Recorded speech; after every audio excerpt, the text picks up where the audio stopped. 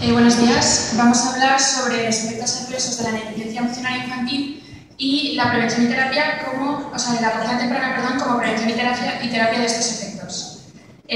Para empezar, ¿qué es la negligencia emocional infantil? La negligencia emocional infantil se define como la ausencia de estímulos emocionales que un niño necesita recibir por parte de un cuidador para su desarrollo normal. Nos hemos centrado en este tipo de maltrato, ya que es el más prevalente. Si nos fijamos en la tabla de la derecha, muestra las cifras de los distintos tipos de maltrato en Estados Unidos en el 2010 y vemos que la negligencia es con mucho el más prevalente. Además es la más difícil de detectar, ya que estos niños no presentan unas lesiones evidentes como hacen los niños que sufren otro tipo de maltrato como el físico o el sexual. Sin embargo, los efectos son muy negativos y son comparables e incluso más graves que los niños que sufren estos otros tipos de maltrato. Estas situaciones se dan principalmente en orfanatos, pero también se puede dar en un entorno familiar con padres emocionalmente incapaces. Los primeros estudios que se llevaron a cabo sobre este tema fueron en niños rumanos que vivían en orfanatos durante la dictadura de Ceausescu, durante la cual el gobierno impulsó,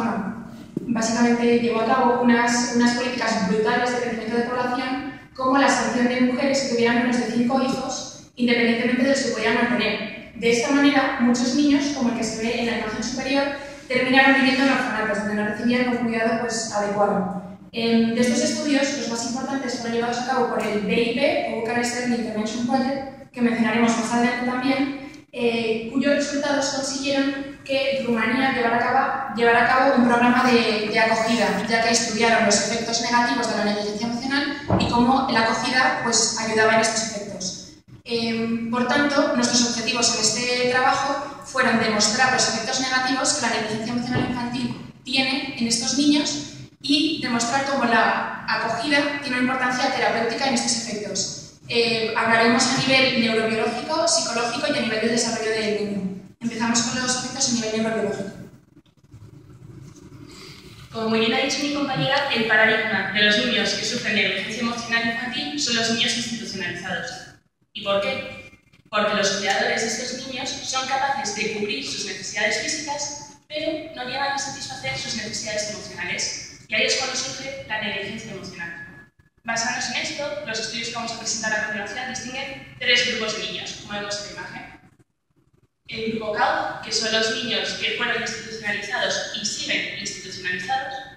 El grupo FCG, que son los niños que fueron institucionalizados pero posteriormente fueron acogidos. Y el grupo de niños NIR o el grupo control, que son los niños que nunca han sido institucionalizados y se han criado con sus familias de un modo normal. Este primer estudio midió el volumen total de sustancia cortical en los 3 grupos de niños. Podemos observar en la primera gráfica, la de la sustancia gris cortical, que los 2 grupos de niños que habían sufrido institucionalización presentan una diferencia significativa con respecto al grupo de niños control. En cambio, cuando nos vamos a la siguiente gráfica, vemos una cosa muy interesante. Y es que el grupo de niños que, aunque había sido institucionalizado, posteriormente había sido acogido, ya no presenta una diferencia significativa con respecto al grupo de niños control. ¿Esto que nos está indicando? Que la acogida tiene un efecto paliativo sobre los efectos de la negligencia emocional. Este trabajo estudió el patrón de diversos tractos cerebrales en un grupo de niños control y en un grupo de niños que habían sido institucionalizados, midiendo la anisotropía fraccional y la difusividad libre. Los resultados del trabajo encontraron asociaciones significativas entre las anormalidades observadas, por ejemplo, en el fascículo al cuarto izquierdo, que es este de aquí, con problemas en el lenguaje. En el fascículo longitudinal superior, con problemas de hiperactividad en la atención. Y en el círculo derecho, con fallos en la externalización de problemas. Y además, este estudio aporta un dato muy relevante relativo al tiempo pasado con la nueva familia de acogida. Como vemos en la imagen, cuanto más tiempo había pasado el niño con la familia de acogida, mejor conservado estaba el tracto cerebral, ¿vale? Fijado en los menores valores de difusividad libre. En el experimento que llevó a cabo el grupo de Olszewski, se midió la actividad funcional de la amígdala en el contexto de la importancia que tiene a la hora de reflejar las relaciones emocionales entre personas. el experimento hizo lo siguiente: presentó una serie de imágenes a los niños, a los dos grupos, en los que se mostraban o bien una foto de su madre o bien una foto de una extraña, y se les pedía que discriminaran las expresiones de alegría de las expresiones neutras. Y mientras tanto se les medía la actividad funcional de la amígdala.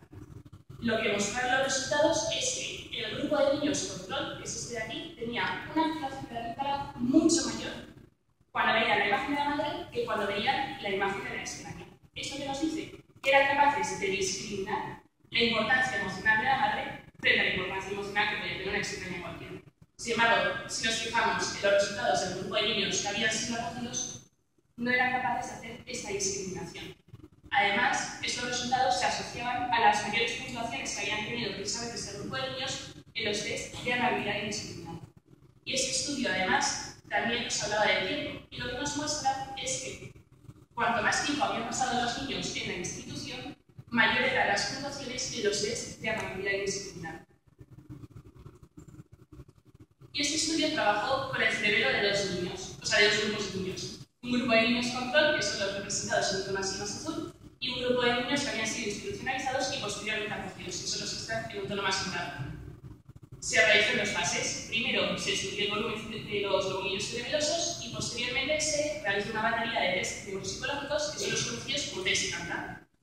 Las asociaciones que se encontraban fueron que las diferencias significativas encontradas en los volúmenes de los lobulillos superposteriores derecho e izquierdo, que son representados en amarillo en la imagen, de los niños del grupo de acogida, que tenían menor volumen, se relacionaban con las menores puntuaciones en los test relativos con la memoria espacio-visual y el componente planificador de la función ejecutiva. Todos estos resultados son coherentes con los cambios en el temperamento y en el desarrollo que vamos a ver a continuación. En cuanto a los cambios en el temperamento, Subrayo y sus colaboradores llevaron a cabo un estudio con adultos que habían sufrido trauma durante la infancia. Los clasificaron en 5 quintiles, que vienen representados en el EGI, atendiendo sus puntuaciones en el test TTQ o Children Trauma Questionnaire, en el que el quinto quintil correspondía a los sujetos que habían sufrido un trauma extremo y el primer quintil a aquellos que habían sufrido un trauma mínimo o no trauma. Y los puntuaron en distintos parámetros que se representan aquí en el EGI. De manera que vieron que un mayor trauma se correspondía con menores puntuaciones en evolución, estabilidad, control, prudencia y habilidades para la vida cotidiana. Por el contrario, un mayor trauma se correspondía con unas mayores puntuaciones en sensibilidad, ansiedad e ira, y en menor medida en miedo y en deseo. También se observaron diferencias en el sexo. Si nos fijamos en la tabla de la derecha, muestra los resultados que obtuvieron los sujetos que habían sufrido durante su infancia una negligencia emocional como parte de su trauma. Vemos que los hombres tenían puntuaciones significativamente mayores que las mujeres en todos los parámetros estudiados. En todos los sujetos de este estudio se vio también que un mayor trauma se relacionaba con una mayor tendencia a sufrir depresión, especialmente en las mujeres. En cuanto al desarrollo socioconductual, Hill y Arewolf llevaron a cabo una revisión en el que estudiaron los efectos de la negligencia emocional sobre las distintas etapas del desarrollo: la etapa infantil, la etapa escolar y la etapa adolescente.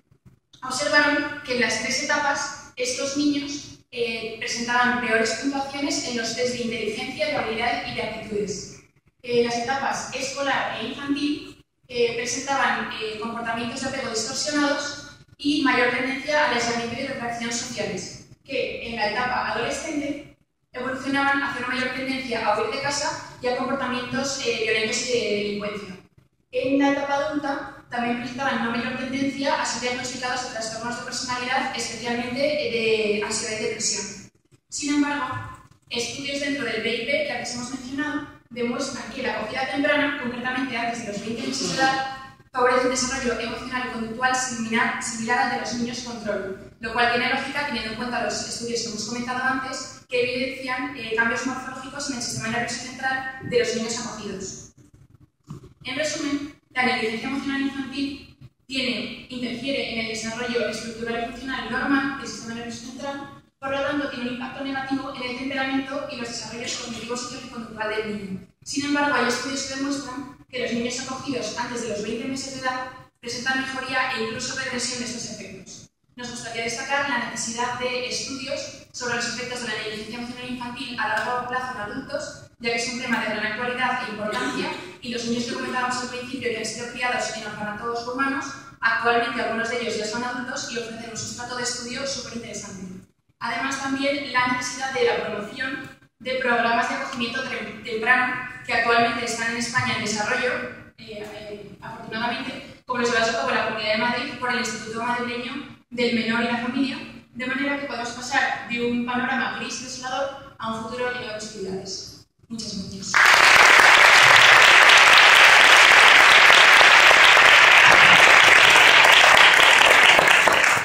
Muchas gracias. Damos paso a los profesores.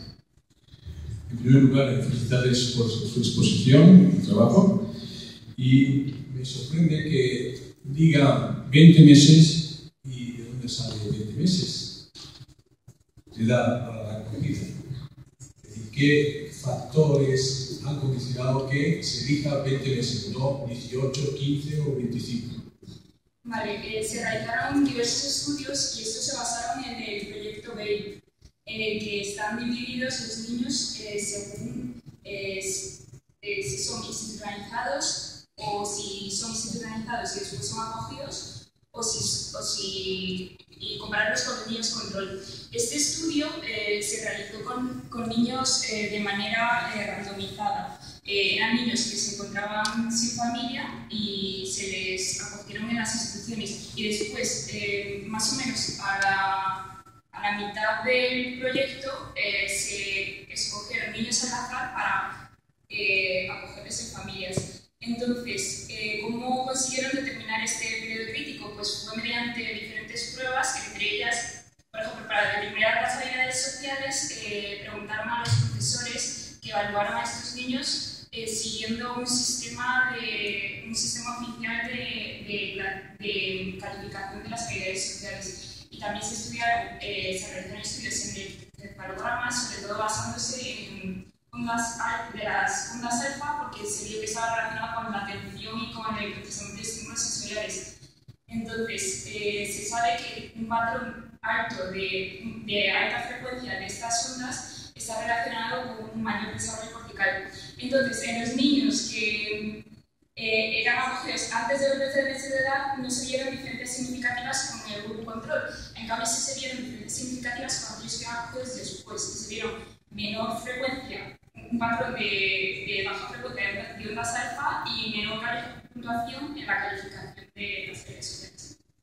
La segunda pregunta es: ¿cómo han controlado otros factores que intervienen en el desarrollo cerebral de los niños, como es la alimentación o el grupo social? Es difícil que se homogeneice estos dos factores, esos tres grupos.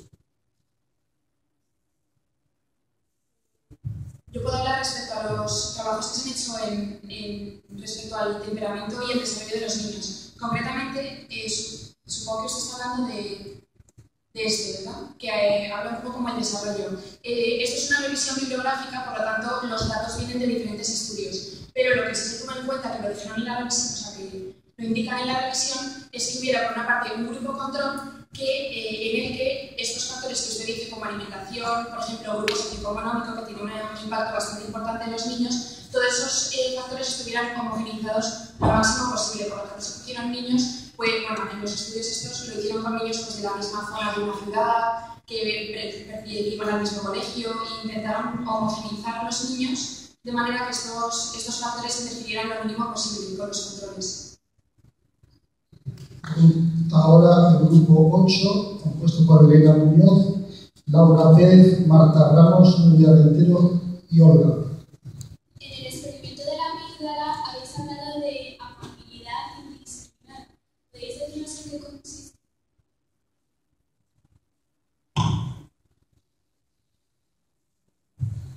Vale, la amabilidad indiscriminada es un fallo a la hora de establecer primacías en las relaciones emocionales. Entonces, como podemos ver en la imagen, aquellos niños que han tenido una mayor puntuación en el test van a diferenciar menos entre su madre y cualquier extraña. Esto en la vida diaria se interpreta que los niños van a tener más cariño y amabilidad hacia gente que no conocen, van a tener confianza con gente que no deberían, y entonces se ha pensado que esto puede ser porque los niños van a buscar